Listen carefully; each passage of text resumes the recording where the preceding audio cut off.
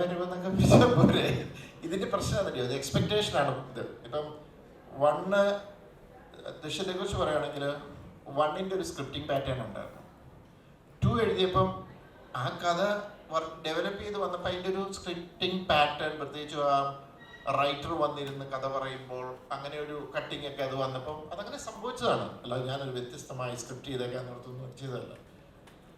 ഇപ്പം 3rd വരുമ്പോൾ ഇപ്പം ഞാൻ ചിലര് അനൗൺസ് ചെയ്ത് കഴിഞ്ഞപ്പോൾ ഇതിൻ്റെ അടിയിൽ എഴുതിയേക്കുന്നുണ്ട് സെക്കൻഡിനേക്കാൾ മുകളിലുള്ള സ്ക്രിപ്റ്റിംഗ് ആയിരിക്കണം എന്നൊക്കെ പറഞ്ഞു. എനിക്ക് അങ്ങനെയൊന്നും ചെയ്യാൻ അറിയാൻ പറ്റില്ല.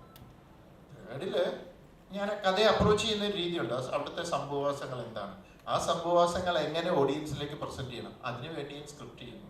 അതുകൊണ്ട് സെക്കൻഡിന്റെ സ്ക്രിപ്റ്റിംഗ് പാറ്റേണേ അല്ല 3rd, ടോട്ടലി ഡിഫറെൻ്റ് ആണ്. മേ ബി കുറച്ചുകൂടി ഫസ്റ്റിന്റെ ഒരു പാറ്റേണിലേക്കാണ് അത് പോകുന്നത് എന്ന് എനിക്ക് തോന്നുന്നു. അപ്പൊ അങ്ങനെ ഒരു ഭയങ്കരമായ സ്ക്രിപ്റ്റിംഗ് പാറ്റേൺ ഒക്കെ എക്സ്പെക്ട് ചെയ്ത് വരുന്നവർക്ക് എനിക്കറിയില്ല.